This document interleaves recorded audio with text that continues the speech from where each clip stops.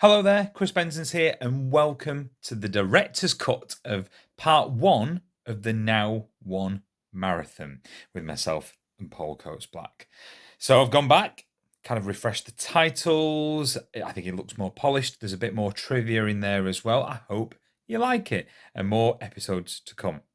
Now, this was originally recorded on the 10th of May 2021. Oh, I've got Right, I'm on the Kindle. Is this light okay? It looks good. You look stunning. Thank you, darling. And not only was it an opportunity to record this for the radio, various radio stations have played it, including St. Luke's Sound in Bradford and Chippenham Hospital Radio, which deserve a mention because they played all 3 hours of it back to back, which was fantastic. But it was also a chance for me to catch up with Paul as well, because we weren't meeting up at that time. We weren't allowed. So Zoom provided that opportunity for us to kind of see each other. It was brilliant. Yeah, are you all right though? Yeah. Yeah, good. Thank you. Yourself? Yeah, not bad, not bad. I've forgotten how much work goes into a radio show. I've dragged you out. It's 2 hours, so you just turn up at the studio and it's done, don't they? They don't realise the hours of prep that goes into it. Play random stuff. I know. I just thought it was some a bit, I know they've done it on like telling stuff, but I just thought, it's such an easy thing that you can do and talk about it and stuff. I thought, Joe, there's an idea there, and who better than to ask than you? Thank you, sir. If you want to listen to the full Now One radio shows with all of the songs that you'll hear us talking about, you can go to www.mixcloud.com/Chris C. Benson. And all 3 hours are there for you to enjoy. Hello there. Welcome to a very special show here on St. Luke's Sound, where we're playing the entirety of Now That's What I Call Music from 1983 in order, as it came out on the LP. No annoying DJs talking over the top of it. All 30 tracks. And I'm joined, I brought him out of retirement from his days at Hospital Radio in Scunthorpe. I've got Paul Coates-Black. Hello, Paul. Good afternoon, Chris. Thanks for asking me along to join you on this afternoon show, and good afternoon to everyone out there on St. Luke's Sound who's listening today. It is a pleasure to be doing this again. It's been a long time, as you say. I spent about 5 years at Scunthorpe Hospital Radio. That was over 10 years ago. So I left about 10 years ago now. So it is great to be involved again and doing this. So I mean, it may lead to more. Exactly. And St. Luke's have already said they want a second, which you can listen out for a talk at August Bank Holiday. Now, when did you first become aware then, Paul, of the Now albums? Right, okay. Well, I'm going to ask you a question. So go on then. As you said, the first Now album came out in 1983. It came out the 28th of November, 83. Right. I was just over 10 at that point. Right. How old were you then? When was your birthday? I was 1 because I would have been 2 on the 23rd of December, 1983. So I definitely didn't have the first Now album. Yeah, so when that first album came out, being 10 years old, I was probably recording songs off the charts at that point. But, you'd sit there with your top 40 playing and you'd got your fingers on the play and record, ready to hit them after the annoying DJ has stopped talking, so you just got the song playing. So I was probably doing that. But the first Now album that, having looked through, that I recall buying was, and I'm going to hold it up now, which I know for radio doesn't work very well, but you are going to share this on your YouTube stream, I believe, Chris. Yes. So it will work for that benefit. The first one I bought on double cassette was Now 10. Oh, which is a great one. Which one of my favourite tracks off there is Hourglass by Squeeze. I love that track. But it's 1987, I think, wasn't it? It was 1987, featuring Squeeze, as you say, Hourglass, Barcelona, Freddie Montserrat, Caballé, ABC, When Smokey Sings, Fairy Tale in New York, The Pogues, the Christmas massive song, Cliff Richard's on there, My Pretty One, Kiss, Crazy Crazy Nights. So a good mix of songs, as became the standard from the very beginning for the Now albums. So with these reissues that have been coming out now, you're kind of going back to get the ones that you effectively missed at the time. Yeah. So I have on CD Now One all the way up to now 100. That is impressive.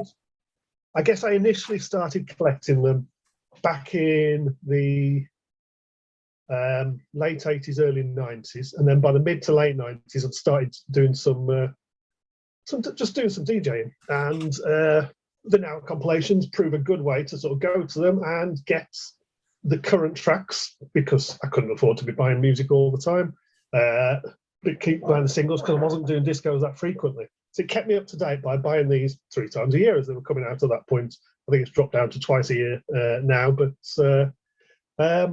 that inevitably became a big collection, and I had to stop at 100 because, well, I don't know about you, but it had been a long time since I'd looked at the CD and said, I know all the tracks on that album. So there hasn't been an album for a number of years that I would actually sort of turn back and listen to. If I'm going to listen to any of them again, I always tend to go back to the 80s ones and those first sort of 16 or 17 albums. Well, let's start. Let's mention the first song and let's get started, I guess. So, track 1 on there, on side 1, disc 1, "You Can't Hurry Love," a 1966 song by the Supremes. It had 2 weeks at number 1, released in December '82. Phil Collins, of course. Great song. Yeah, what a way to start. Big intro, and just a big tune, and just a great sort of imagining of, as you say, a Supremes classic from the 60s. And yeah, it set the stall out right from the start, didn't it? This is what we're going to do. We're going to have big tunes. I mean, if you look across the album as a whole, there was 11 UK number ones on the album. 15 of the other songs reached the top 10. There's only 4 songs out of the 30 that featured on this first Now album that didn't make the top 10, but they'd all become top 20 hits. So it was a massive album for the current sort of songs that are popular to generate that level of success. I actually prefer the Phil Collins version to the Supremes one. Maybe that's controversial. I think it's a really good version. I mean, obviously to do a cover of something is, it's hard in itself, but yeah, I think he does a good job though, doesn't he? But there are a lot of covers on this album as well. It's only through doing a bit of research for this show that I'd realised quite how many songs are not originals. But yeah, as you say, and it's probably down to age as well. If we were both older, we'd probably appreciate that Motown Supremes original more than we do the Phil Collins version. But we're both kids of the 80s. I grew up musically in the 80s. You grew up in the 80s, and therefore that is where we sort of are going to stick with our influences. And Phil Collins and Genesis, massive in the 80s. Phil Collins was up there as one of the big sort of musical solo singers of the 80s. He was up there with the likes of Prince, Michael Jackson, Madonna, George Michael in terms of album sales and single sales. So yeah, massive.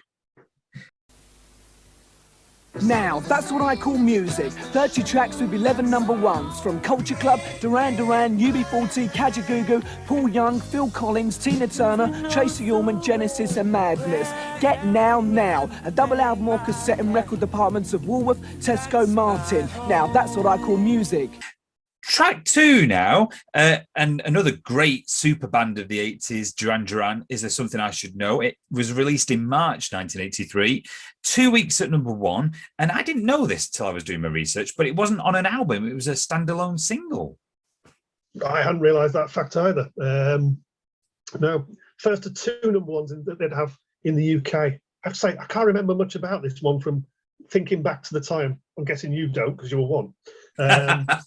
Some of Duran's videos were very dramatic and big budgets, and we sort of see them now on these sort of video compilations that are shown on TV. Yeah, Video's the obvious one, massive video. With Girls on Film. Yep, Girls on Film. Wild Boys was I remember clearly from back in the day, which you've got Simon Le Bon strapped to a windmill that's spinning around, and every so often he's getting dunked into water. With the chant of the Wild Boys. That was a bit later on in their career. But yeah, they worked a lot with the guy who directed the Highlander film as well in creating the effects for their movies. For their I didn't know that.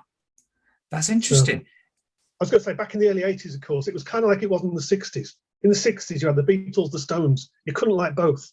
In the 80s, it was the same. You were either a Duran fan or you were a Spandau Ballet fan. Personally, for me, it was Duran. See, I think if I was probably older, I would have been a Spandau Ballet fan. I still love Spandau Ballet, but that's still controversial. I do.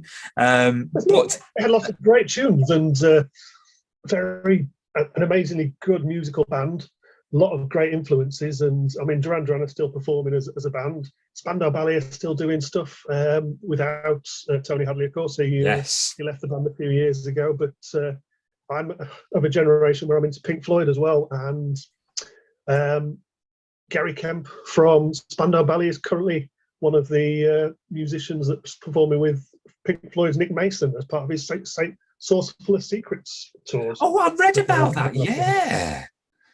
And I have to say, and he admits himself, people will look and think, Spandau Ballet doing Pink Floyd, that's just wrong. But you can see from watching the concerts and from listening to the music that the group of guys that are doing the music, including Gary, clearly love the band and love the music that they're playing, and it's just about being a good musician, and he definitely is. And this has all taken us away from the music that we were going to play, and that is, of course, Duran Duran. So this is my vinyl copy here, Now One, and it really is one of those albums that still stands up, and I play it over and over again still now in 2022. But it's just the choice of songs on there. It was so strong to feature, all the greatest hits from 1983. And also, I mean, look at this. It's fantastic artwork as well.